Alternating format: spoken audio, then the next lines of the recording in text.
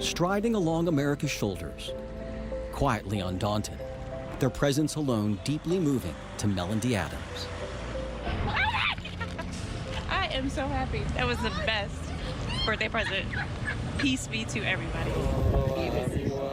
These venerable monks, having dedicated their lives to enlightenment, stopped momentarily along their trek to bless the youngest among us before forging ahead. It just shows how hurting this country is. And I just thought it was amazing, and I didn't want to not be a part of it. The first and the last. We often wonder what it will take to truly change hearts and minds in this country so that one day Americans will come together. I think everybody needs it. They're just too hard-headed to realize it. All it took for Tony Mosley was a flower. Thank you. He gave me a flower. Oh, we need this in this country right now. Honestly, we need this. The monks have been clear in their purpose, showing us that peace starts from within. It's now up to us to continue their journey.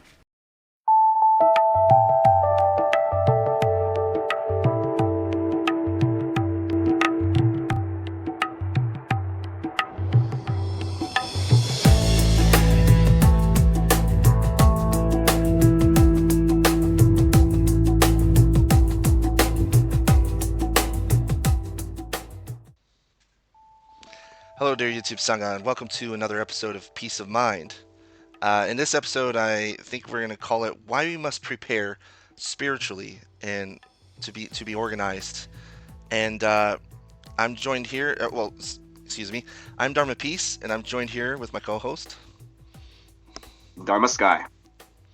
As always, Dharma Sky, is such a pleasure that you are here with us.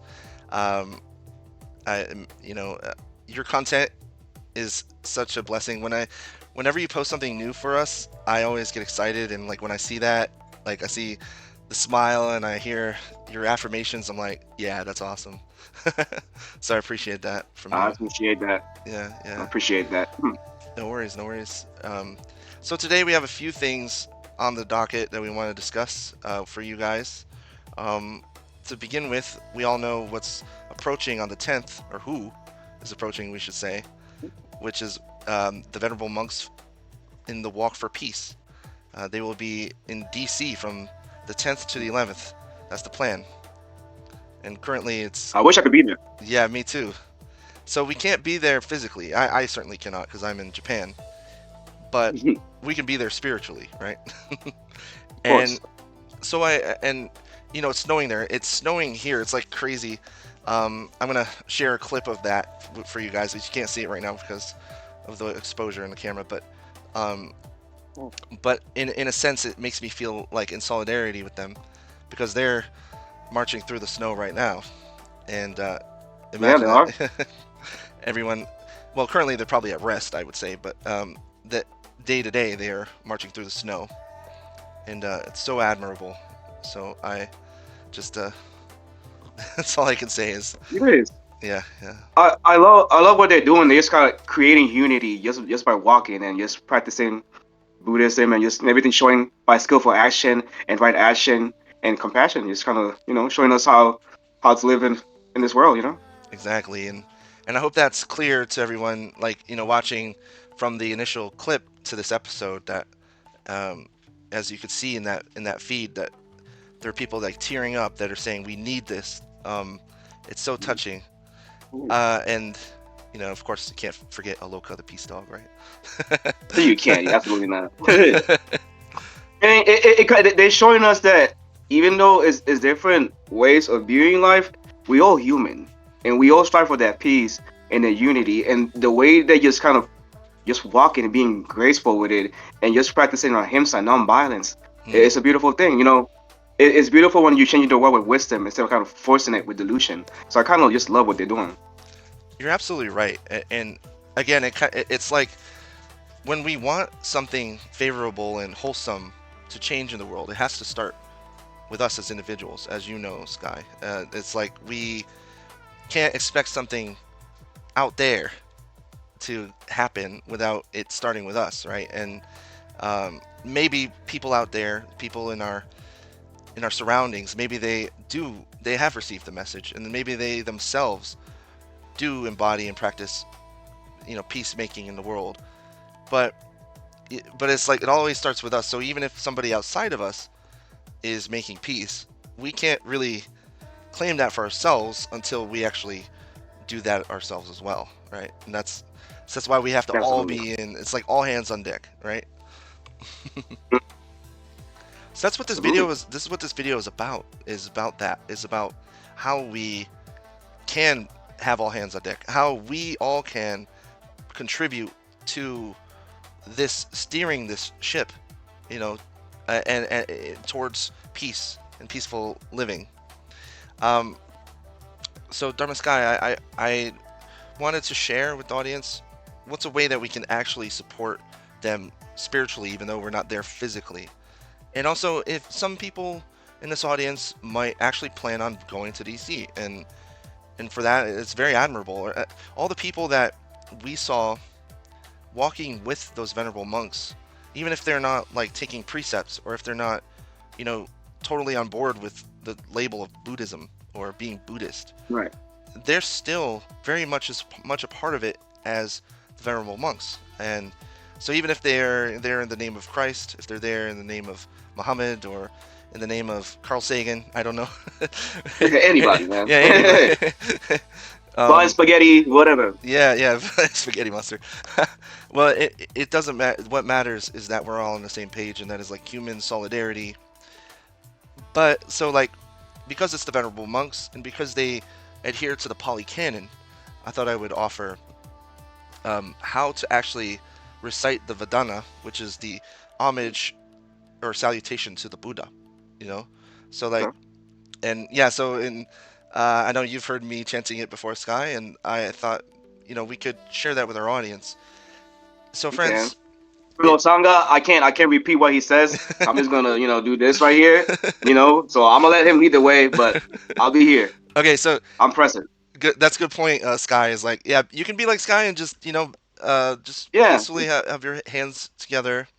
This is a sign of respect, and it's both outward and inward, So the Vedana, which is the homage to the Buddha, is in these words: Namo Tassa Bhagavato Arahato Samma Sambuddhassa. And you always say it 3 times, right? So when the monks start chanting, you could join in on this and be as much a part of it as they are. So, Namo Tassa Bhagavato Arahato Samma Sambuddhassa. Namo Tassa Bhagavato Arahato Samma Sambuddhassa. Namo Tassa Bhagavato Arahato Samma Sambuddhassa. And then maybe they start chanting something else like the Metta Sutta in Pali. So it goes like Karaniya Metta Kusalena Yantam Santam Abhisameja, and so on. But you get the idea. But feeling that meter, feeling that rhythm, feeling the wholesomeness of it all, which is something that we plan on talking about today, right, Sky? Is the wholesome roots and unwholesome roots, and Absolutely. how those things are either aid or hinder our advancement in solidarity, right? So, and so what the Venerable Monks plan on doing, I feel, what I've heard from one of our Dharma teachers actually, is that they plan on asking for or suggesting the instatement of Vesak Day, which is a day to commemorate the Buddha, and also just the message of peace. And so I'm not sure if they'll be successful in that endeavor, but what I do know they'll be successful in is bringing and assembling all these disparate groups of people that have already shown up in places like Richmond and Raleigh, places all around their path up to DC. And that's something to behold, and we've had similar marches like this in the past, right, Sky? We can think of from the 50s and 60s. It was a From the major 60s, all that. major pivot point for civil rights in the United States. So we call that the civil rights movement, right? And when does that all begin? What and how did that all begin? How did that sense of social consciousness and awareness start to foment in the United States? Well, one thing I want to oh, go ahead, Sky. No, and even more important, like, why is it not the same anymore? It feels like kind of different, like compared to the movement in the 60s. Yes. Like, I feel like right now there's more division than ever, which you would think would be the opposite. You know, you should be more advanced, and you know, you should be better as a society. So it's kind of, you know, sad to hear and to witness all the things going on when we should be just unified. So yeah. Yeah, truly, it is the fractures of, or let's say the what's the word for it? Like cracks in the glass have further fractured. You know, as I've tried to illustrate before, it's like that spider web effect in the glass. It just keeps fracturing from that one point of division, and we just need to essentially replace that pane of glass that's already shattered, right? As I don't know, as serendipitous or as coincidental as we're discussing now, like I have to repair, like one of my degrees fell off the wall and it like shattered the right.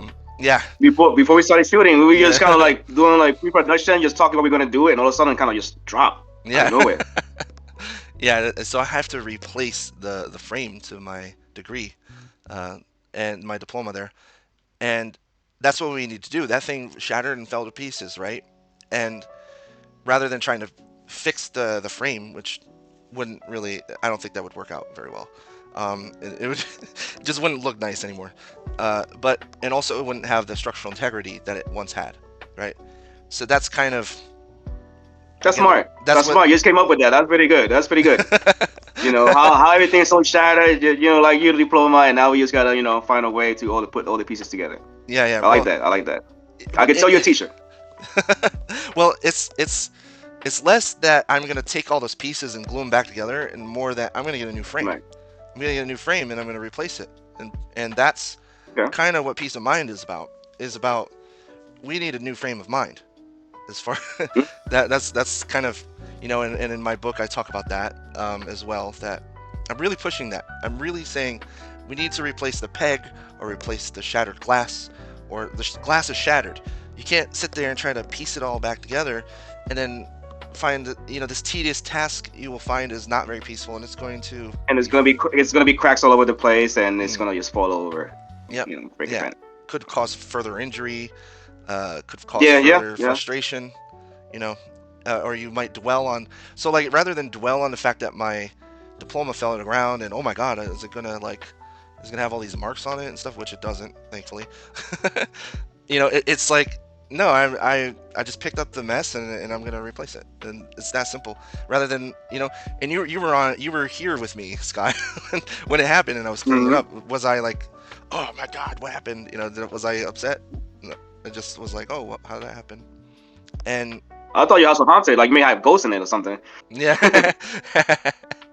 I to be honest, it's anyway, it's temperature difference, I think was what happened. The adhesive, but science. Yeah. Science sometimes dispels the. I mean, it could have been a ghost. You never know.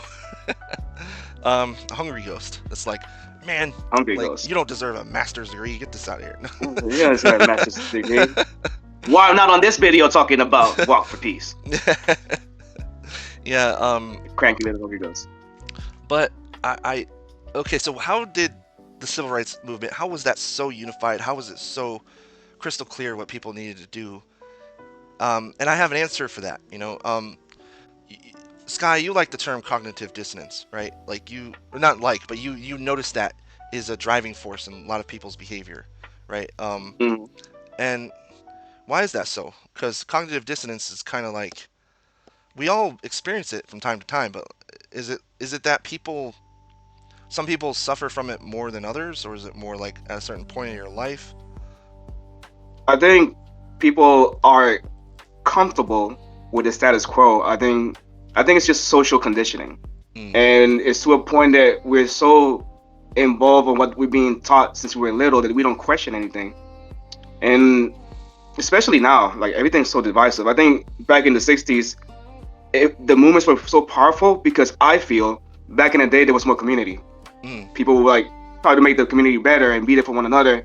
And this generation right now is so isolated. Like everybody's like on their own little bubble where they're too preoccupied with their own lives that they don't want to focus on the outside, and they don't realize the interconnectedness of everything. Like we all in this together. Like it's not all about you. Like yes, of course you gotta take care of yourself, but we gotta spread peace to the whole community.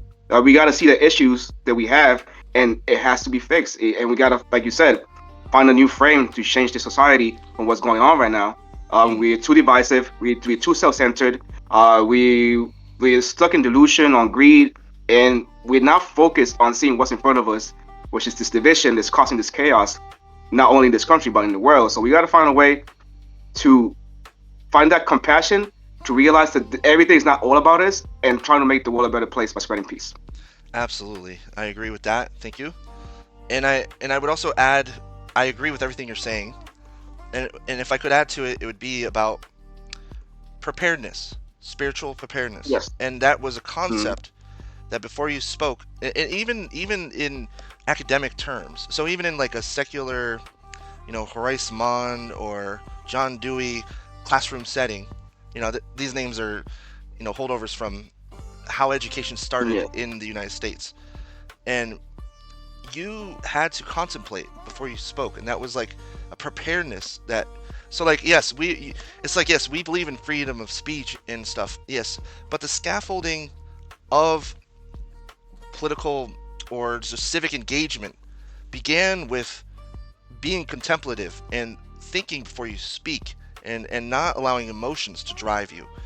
This was stuff that was written into the Federalist Papers. It was stuff like, James Madison wanted to really just put into our constitutional structure, right? That, and same with like Benjamin Franklin. They spoke like an informed, engaged citizen is far better than one who is what they would say controlled by their passions. Which that is like what is driving a lot of people, a lot of habituated interaction, so that we have this device that we use here that gets us to, so the irony is that we're all interconnected in ways that it's even more complex than ever before. However, we're all reacting and thinking, or reacting and acting before we think and contemplate, and like the reaction is instantaneous.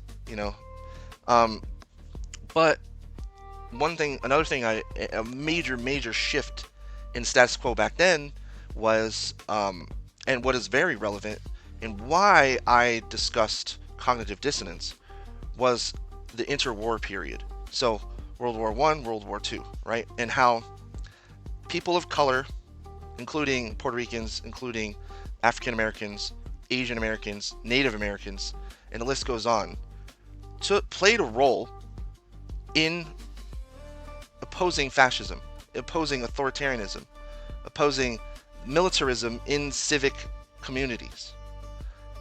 And we might argue today that unfortunately those seeds have grown and taken root in the United States. Those unwholesome things, the things that the United States took a clear stance against, has now fully proliferated into what is actually happening socio-politically in the United States, right? And that's why people are being divided and divvied up by the powers that be, by the status quo.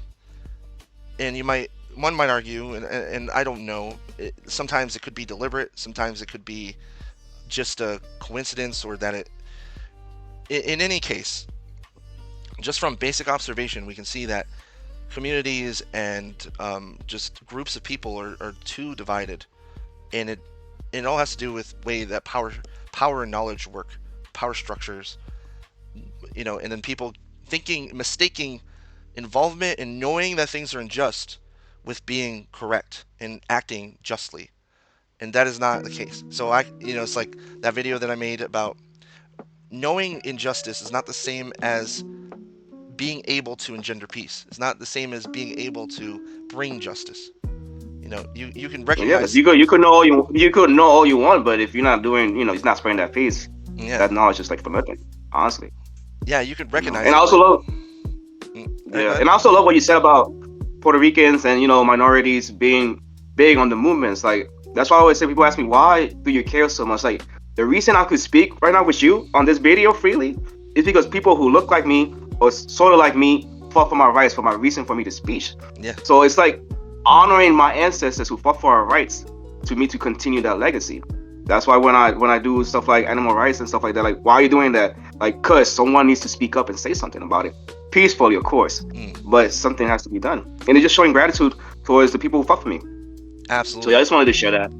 Yeah. And my point was that the major bottom line here is that people of color took a stance, and more, as you said, more specifically, they fought in the war against authoritarian fascists and imperialists, right?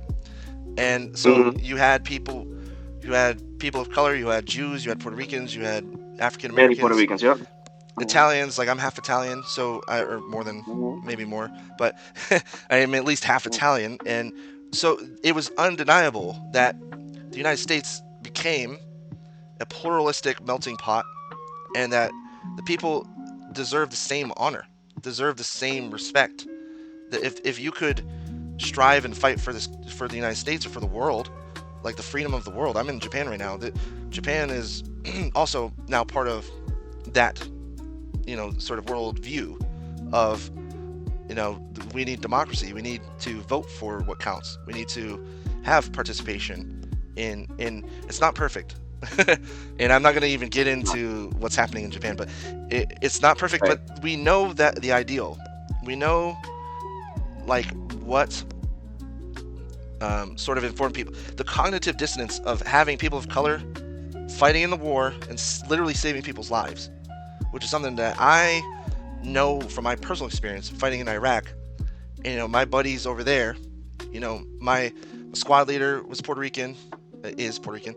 My battle buddy is black. All these people that I deployed with, it's just like they're the reason I'm here, and alive. I mean, because I was in the Army infantry. So, and I fought in Iraq. I'm not proud of the military. Like I'm not, and everybody knows. I hope that I'm not going to say that that was an honorable thing. But that's the reason I'm here. That's the reason Peace of Mind exists, is because I realize that there's a need for peace of mind. There's a need for us to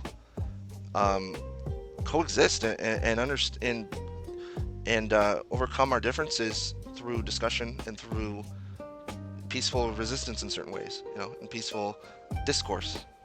I wouldn't even say resistance, sorry. I would say peaceful engagement that doesn't need to be antagonistic. We don't need to engage with, people that already don't agree with us. That doesn't that's never helped anything. Yeah, it's not gonna do nothing. Yeah. Yeah, but when that did happen in the civil rights movement, that was because it was successful because of spiritual preparedness, as Martin Luther King Jr. had said very explicitly. He said that if you're not spiritually prepared, you may as well join the other side. You may as well be wearing one of those uniforms, because you're essentially giving them what they want, right? Which is an offense. They want an offense from people who want to change things, so that they can take that and use that as ammunition to fire back at us, And it's like that Right. that just isn't gonna pan out, So like the Montgomery bus boycott of 55 and 56, Greensboro sit-ins in the 60s, in 1960, I would say, the Great March on DC in August 63, those were organized, right? And it wasn't just organized, they were separate groups of people, but they came together as a common cause, right? And we're just not seeing that. We're seeing, like, not in the long term. Like, we see it time and again, time to time. And that's what I'm hoping this walk for peace is doing for us, is showing that, and to be God honest with you, Sky, and everybody here, we talked about this like 2 years ago or something, and I was like, and me and Sense were like, the main thing that we would want to encourage is that everyone unifies, and that like there was a galvanization of a unified front or group, in solidarity for the same thing, and that's peace, and that's environmental consciousness, that's non-harm, ahimsa, treating all sentient beings with respect and dignity, and that's where we're at. That's the whole point of this. So what Venerable Panakara and the Walk for Peace are doing, like, this is exactly what we stand for. Absolutely. Yeah, like I don't have blisters on my feet, but just being honest, I don't have blisters on my feet, but No. But I swear My feet are very soft right now, but yeah, but I know. In spirit, we there, Yeah. We want to contribute in any way we can. And so, okay, and if I thought, Sky, for the remainder of the video, we can talk about the things that fracture us. Why we what are the cracks in the progressive side of things, in progress in general? It doesn't have to be like. Sure. What are the cracks in progress here? Because that's, and how do we spiritually prepare ourselves to engage, without being... I think we talk about the three poisons, craving, anger, and delusion. Yeah. And am I correct? And then we could find a way to transcend that. And how we do that? I would say the first one would be adosa and non-hatred, which is freedom from anger and resentment. How it shows up by practicing loving kindness, by having patience, by learning to forgive yourself and the people around you. And a way to cultivate it, I would say probably practicing meditation, being gentle in speech, rightful speech, and pausing before reacting, which is one of the things I do almost every day with the kids at my job. Yeah. So it's definitely helpful.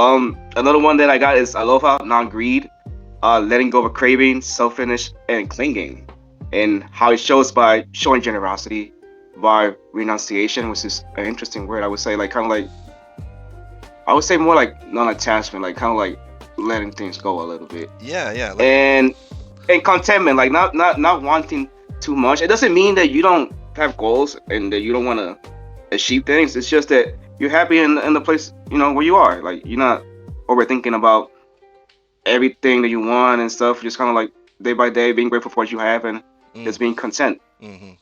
And we cultivate it by just giving freely, by reflecting on impermanence, by appreciating what you already have. Like I said, you talk about the monks having their little bowls, and what can we give to those monks into our society? Our peace. Our words of kindness, our affirmations, just being there, just being present, prayer, all stuff like that. And then to wrap it up, I would say the other one is moha, non-delusion, which is clarity of mind, wisdom, and understanding of reality, which is what we try to spread here in peace of mind. Basically, just clarity in our decisions and how we spread our peace. And it shows up with insight, right views, mental clarity, and just basically having that wisdom. And how do we cultivate it? We meditate, we surround ourselves with our sangha, whatever that sangha may be to you, and just realize that's the way to go, because delusion is the root of all confusion. So you got to find that wisdom and that stillness, and just kind of find. So if you put all those things together, I think that would be a great way to combat what's going on in this society, which is, I feel, they're stuck on the three poisons and wants to liberate themselves. I think it could facilitate a little bit. Absolutely. Thank you so much. I love that. Every bit of that was very profound. I'm not even sure if the audience really could appreciate how deep and profound that was. But I do want to break it down a little bit, kind of working kind of backwards from in the reverse direction of what you said, to kind of rewind a little bit, the akusa mula, which are the unwholesome roots, right? Which you said, which include the three poisons, major issues for progress. They impede our progress individually, and they impede our progress as groups, right? So what I mean by that? Well, moha, delusion. The Buddha basically illustrates moha or delusion as, if we're going to be at the most important, like if we boiled it down to the most important part, it's not seeing the interbeing. All right, if you want to rhyme that one. Not seeing the interbeing. Not seeing the interbeing. Exactly. If you're not seeing, You can put it right there. People can read it. Not seeing the interbeing. And yeah, definitely. But if you're not seeing the interbeing, if you're not seeing the interconnectedness of everyone, then that is a severe delusion, because that's where fracture happens, right? So if we're talking about like progressive movements and disparate groups that ultimately we seek something similar or the same, and that is peace on earth. Like let's say that you're a movement that cares about peace, but then you don't see another group working for peace, or one that is working towards peace. Let's say there's like a vegan group, and then there's I don't know, like a solar power group, which you know, I'm drawing from members of our sangha right here. And let's say both like good things. both good things, right? And let's just say, let's say like renewable energy group and like animal rights group, both might feel they're completely different, or like they need to work on a different schedule, or that they need to focus on different, angles for political or social engagement. And I would argue that no, they have so much in common, in fact, that they need to unify. They need to come together. So then there's also that delusion that I have my ego, and I'm a leader, and I am this and that, so I need to, I can't, these groups can't join together because I have my turf and they have their turf. And that, I'm that guy. I gotta do it my way and show you how I do. Yeah, us in the renewable energy camp are not like those people in the animal rights camp, So we have nothing in common structurally. So we have to man our own ship and be separate. That is one fissure in the progressive side of things, caused by delusion, moha, right? So then now rewinding further into dosa, aversion. Aversion has many faces, or has many manifestations. Aversion has hatred, it has anger, it has irritation, and so on and so forth, right? Aversion in dosa, aversion manifests. It exists because the Buddha said that we have contact with each other, meaning physically we interact. So in a natural world where you have physical interaction, there's going to be the senses are going to be irritated, or they're going to be ill disposed, depending on what's happening. If you don't like a certain thing, you want to either destroy it or contain it, right?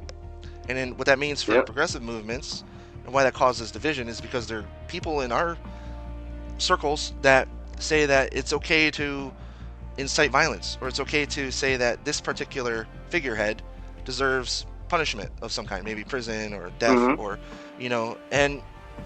but that's a waste of our time and effort, because it's like if we're being honest about these things, we want to include everyone in our perspective. We want to make sure that it's like the greatest shows that I like, Sky, are the ones where like the villain is not just a villain. At some point, the villain has a reckoning. It's a victim. Yeah, a victim and a turning point, and then they have like what do you call it when you there's like a saga in the series where they come around and they start to redeem themselves. So it's like a redemption arc. Yeah, that's what it's called. Sorry. Maybe. If you guys know, just comment below. Just let us know what it is. Yeah, because I think it's called a redemption arc, where a villain or somebody who had a jaded outlook suddenly started because of some major upheaval. And that's the point, guys, because I know that in the video that I made about like I'll put a link in the description, but where I started talking about Sun Wukong, the Monkey King, Son Goku, and like how he was so like self-righteous, and when the Buddha put him under that mountain, that the point of that was, I'm trying to tell you that there's a moment in your life where you got to be humble and realize the path to peace is not one where you're jumping around punching your enemy in the face, like like that's not it's not going to bring peace. It is not what peace even means. Like defeating your enemy Like, so what's more important about like World War II, for example, we all like to go to that point, to that example where it's like, you know, the Allies, the coalition forces defeated the Nazis, right? And then, but look at what happens after. Look at what happens in the USSR and East Germany, and how East Germany was despotic and a dictatorship, and how they had like the secret police called the Stasi. And then look at like West Germany, where they had a denazification program, right? Where they reformed former Nazis into productive citizens, right? And they said, and they also made them apologize to the people that they discriminated, you know, and they had to face their demons and their sins, as opposed to what East Germany did, which was like they just repurposed the same ideology to oppress other people, right? And that's essentially what you do, and that's what you get when you think like that, when you think with dosa, you know, informing your actions. You're saying like, yeah, only force and anger and wrath, righteous anger is going to fix our problems and bring peace. Peace and prosperity, right? Yeah. And then finally the third, lobha, going back to the beginning, greed, craving. Clearly that causes division because people want their slice of the cake, you know. It's a little bit different from the power dynamic that is caused by delusion. It's more about just feeling comfortable, wanting to have like, oh my god, if this changes, I'm gonna lose something that made me comfortable. And it's like, and I know all this because I've experienced it myself. That's lobha, that's greed. Like I had a position, I won't say where or why, but I had to give it up. I had to renounce that position, and it caused me a lot of suffering, you know. But I realized after I gave it up that it was the right thing to do, because, you know, I was too attached to it. I was trying, this is mine, I want credit for this. And that's another thing, credit. You can be greedy with credit. Like you want, like, I did this. You want that validation, yeah. Yeah. And so parts of our movement, which I'm going to say full-heartedly, it's our movement. It belongs, the progressive side of things, wanting progress, belongs to all of us.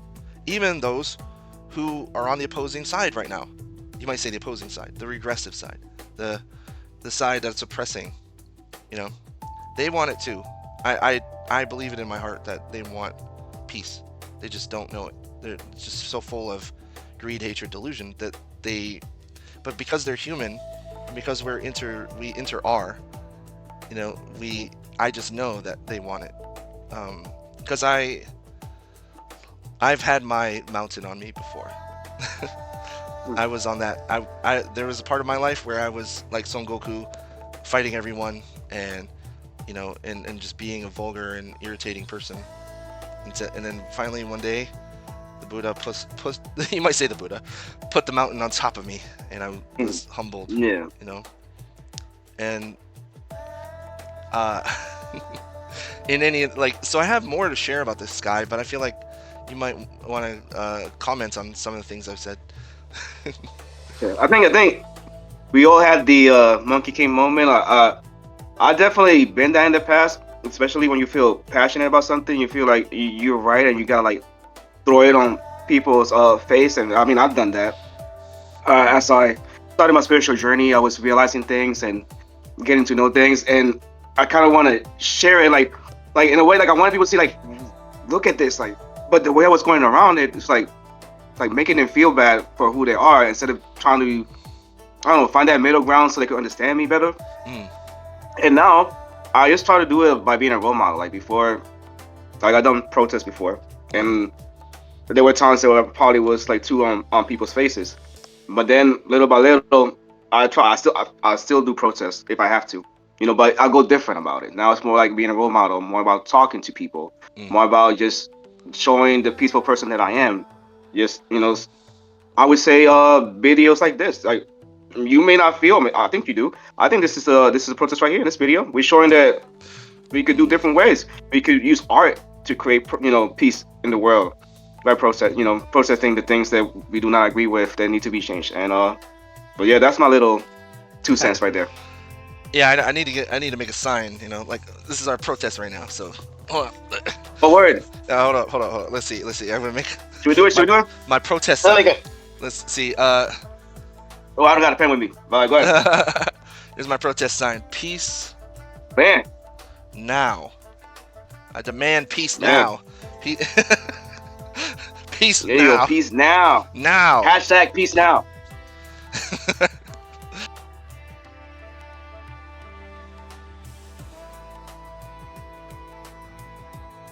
If you agree, put it on. Hashtag peace now. Do it or else. Do it or else. Oh, not, yeah, you know, not forcefully, but you know. No, I'm you know, just a little nudge. Yeah, I'm just sorry, I'm being ironic because I used to, do the same thing. I would show up to protests and then demand something. It's like, I demand this, I demand nonviolence. I demand peace now. That, Yeah. you go making demands that, people. Yeah, you don't like yes, you still gotta protest. I'm not saying don't protest. Yeah. I'm just saying go different about it, Right, and again, it goes back to Moha delusion, and then so in the Chinese culture and in Japan, but in the Chinese culture there's this very wise philosopher. He was called Mozi or Modi sometimes, and this goes back to Sky, like back to when like Confucius was a thing, but he said that if you want to criticize something, you have to have an alternative, right? You can't just say this, you're doing something wrong. You have to have and Buddhism is kind of like that already, but Mozi is like credited for this because he was very explicit about it, and in China they quote him all the time for this. Like, you can't just say there's something wrong and then not have an alternative, and Right. Say like the whole system's corrupt. Well, what's the alternative? Why? Because it's corrupt. It's corrupt. It sucks. Yeah, it's broken, and basically all you're doing there is pointing at the shattered glass, and you're not. Right. But you don't have another pane of glass in its place, right? Which is so the Buddha gave a very crystal clear pane of glass for that shattered window, and basically it starts with, so one problem that I listed was Moha delusion. The opposite of that you said was amoha, but amoha has two parts, right? Yeah, so one is via, which means experiential knowledge, the kind of knowledge that, or wisdom that you attain through like knowing statistics or learning in school, right? And then there's prajna or prajna in Sanskrit, panya in Pali, which means the spiritual wisdom or the Buddhist wisdom, knowing internal being, knowing emptiness, knowing, and these are loaded terms, but if you guys go back on our other videos, you'll find we've explained a lot of this stuff.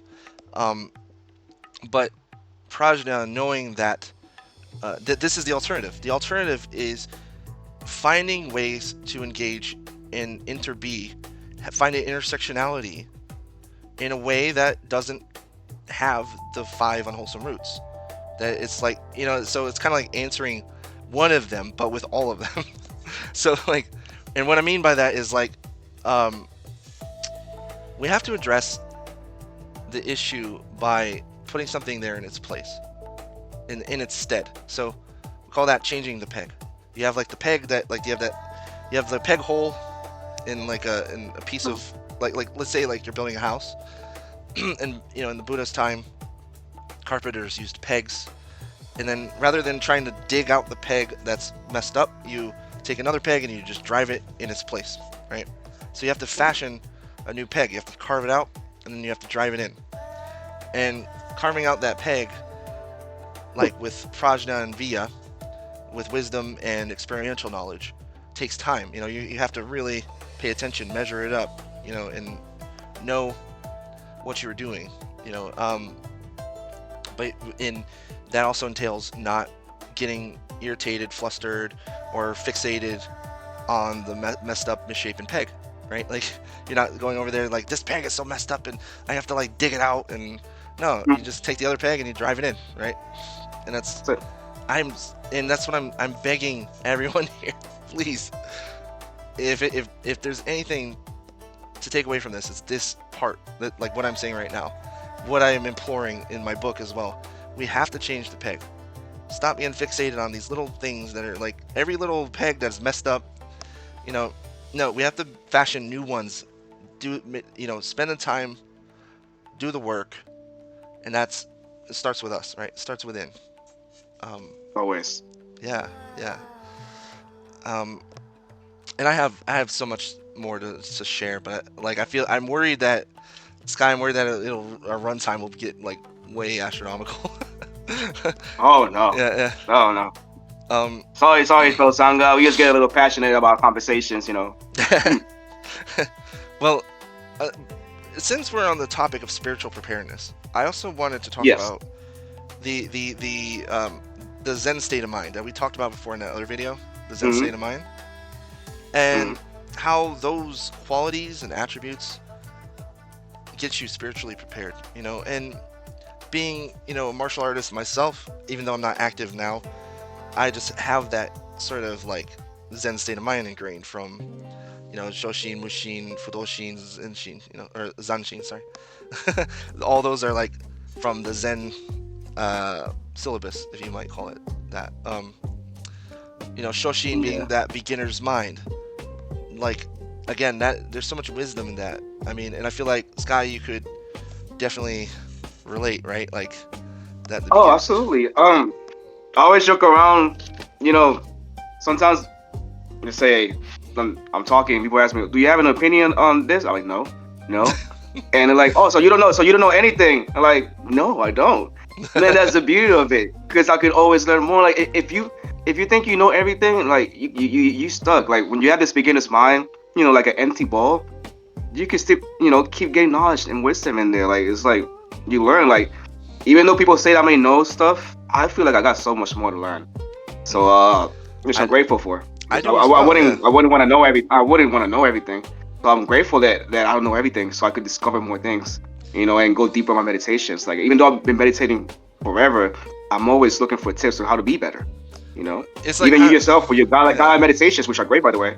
Oh, like, thanks, I find inspiration with it. Yeah. Like, I always grab tips, bro. So it's all good. It's all love. Yeah, for real. What you said, it got me thinking about how often do we like watch a program? All of us, Fel Sangha, you too. You watch a program and it's like you already know everything that they're saying. You're like, come on, man. And then, or you'll like hear, you might even be watching this video and you might be like, I already know that, man. Like, and then so know-it-alls. Yeah, but then, so if you don't have Shoshin beginner's mind, then everything is boring. Really, it is. You don't have so meaning. Yeah, like life becomes boring and kind of like monochrome. It's just like tasteless. Okay. So that's why it's important, right? Like for spiritual preparedness, being prepared to learn something. And the thing is that even if you know something, you're still gonna encounter something new or new perspective, or maybe one thing is like being a teacher is like appreciating your students' perspective, their point of view.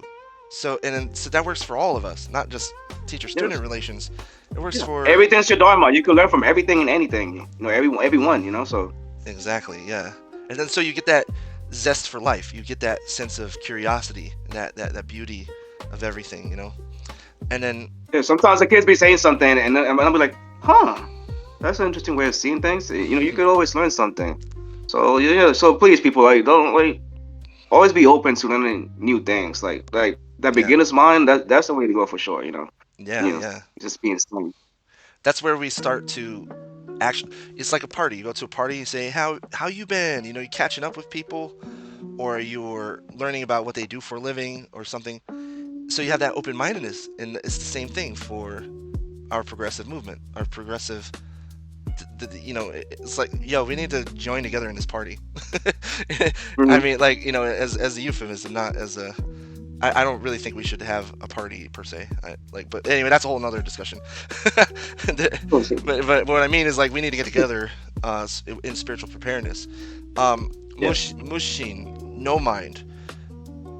Mu doesn't just mean nothing, right? It does, like, it means void, like as in, but it also means like receptacle or like like you're like in a sense, like we talked about your Dharma name, Sky. Like it's like you look up in the sky and it's like I could just imagine, like I can't imagine what would fit up there.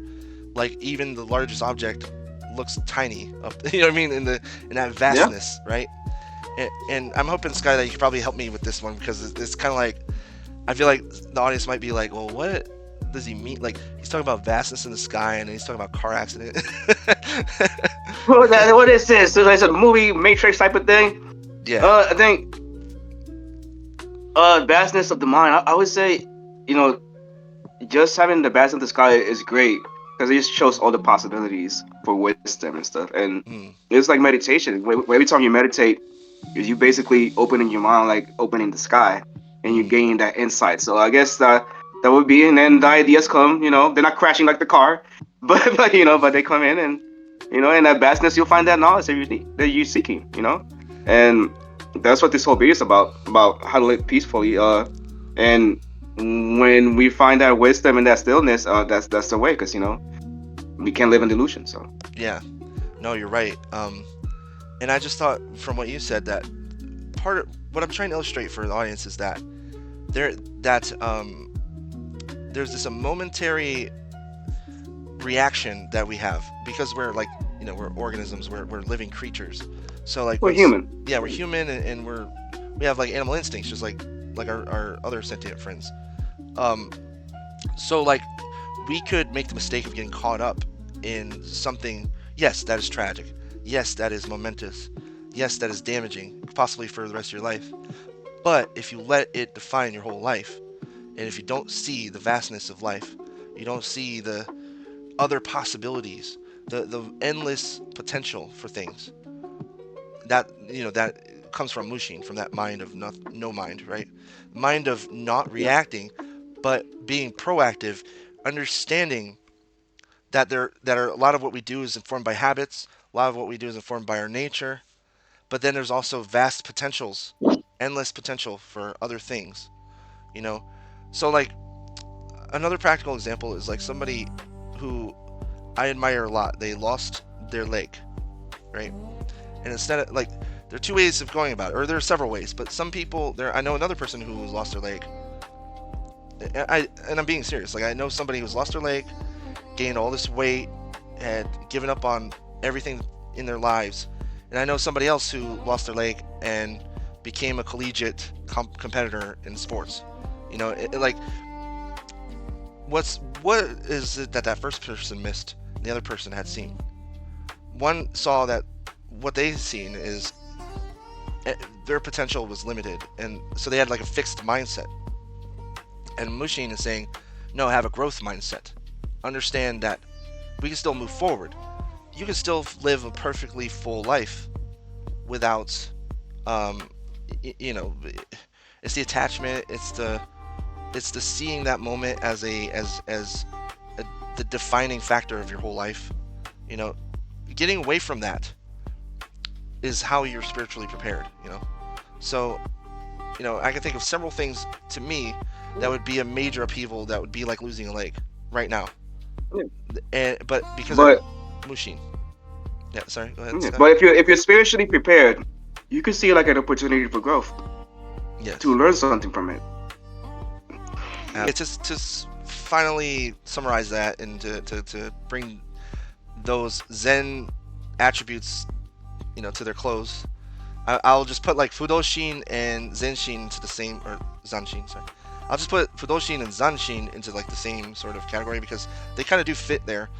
Fudoshin is like not giving up ground, in a sense. It doesn't mean like being like a wall to a supposed opponent or enemy. It means finding your balance spiritually and not losing that balance, right?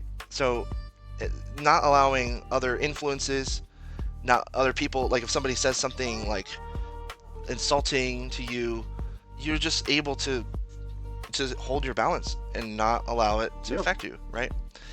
And Zanshin is sometimes called the remaining mind, meaning that we had that sense of clarity, And then, like, for example, after meditation, you have a sense of meditation, and then afterwards, you still conduct yourself and retain that meditative state of mind. You know, that's zanshin, right? And just having almost like a reflective viewpoint of everything, including that meditative state. Yes. Yeah, and in the traditional sense of like Pali Buddhism, they would call it sama samadhi, right? Concentration, right? So like you achieve a state of jhana, and then sama samadhi is you continue to retain that. So a good example, Sky, what I mean is like if our audience could look back at a clip of when the Venerable Panikara was basically opposed by a Christian evangelist, and you know, he demonstrated Fudoshin and Zanshin very well. You know, he basically didn't allow that evangelist to change the script for him. You know, he said, I'm this is the walk for peace. You know, like, you know, you're saying what you're saying. It's like, are you at peace? You know, basically, and the other guy, Right. the evangelist is like, yes, I'm very peaceful, and it's like, okay, well, then, you know, please let me through. We're, you know, walking for peace. You know, that's it. And he didn't have to really say much. It didn't turn into insults or like, well, you think I'm wrong, huh? Well, I'm not wrong. I'm right. You know, like, Yeah, like a little ego battle. yeah, it doesn't need to be that. No tit for tat. No too coquet. Whataboutism. Yeah, well, what about you, huh? Like, Like back at school, yeah. yeah. Yeah, I mean, it's surprising how often that happens, even among grown adults in everyday life. So, what is the takeaway of all of this? Is that I strongly recommend everyone practice spiritual preparedness, and that's what those like meditations videos are all about. You know, Sky is doing it as well in shorts, and again, Sky, thank you for that. They're awesome. Uh-huh. Like you were like, what would you say? It is time. It is time to be yourself. And I was just like, It is. bro, It is. like I needed to hear that. I needed to hear that. Like, Yeah. 'cause I'm on my way to work, and I'm like, bro, like I legit didn't feel like I could be myself. And Like, you got this, Dharma Peace. You got this. yeah. So it's so timely and such good dana. It's such good charity for us. Yeah. It's an honor. I want to say, to show the world to have peace, you gotta be peace yourself. You gotta find a way to be in that meditative state, what people call Zen, and just show the way by your actions, by your words, by the things that you practice every single day. And just be yourself, be proud of who you are, and know if you do things the right way, even if you don't think you're making a change, you're making a change. And, you know, and honestly, meditate every day. And yeah, that's what I could say right now. Yeah. Well, thanks, Sky. I will say that peace is in every step. That is Thich Nhat Hanh, what he would say. Yeah, peace is in every step. It is not at the end of your journey. It's not out there waiting for you somewhere. Well, kind of. It's waiting for you within. Right? It's not out there. It's in here. It's in every step. It's in every breath. You know, we're not gonna get it right all the time. We're not. And that's okay. And that's okay. And we all know that there is a need for this. Like that clip that I'm put in the beginning of this video, there's a need. This woman said, people need this, need peace, and I believe that it's not a momentary thing. I think that we need it in our lives. You know, it's just like how people fall in love for the first time, or they find someone, you know, and that you hold hands with that person, and then you realized there's just something so touching and wholesome about this. But that same feeling, metta, loving kindness, permeates not just between partners. I'm just using that as an analogy, you know. And if you're close to your inner child, and you remember what it's like to be embraced by your mother, same thing, you know, same metta, loving kindness. We need it as sentient beings, as creatures of this world, and life doesn't have to be It doesn't have to be a giant struggle all the time. You know? It doesn't. And you gotta love the journey. And what Walk for Peace is teaching us is that you can change the world step by step, literally, Yeah. and spiritually, of course. So embrace the journey and show that you can change the world, because you can. You can change the world. I can't sing right now. Peace now, guys. Peace now. Do it. Peace now. now. Get to work on yourself. All right, guys. Thank you so much. I've been Dharma Peace, joined here with... And I am Dharma Sky. Guys, if you made it this far, sadhu to you. Peace, love, and understanding.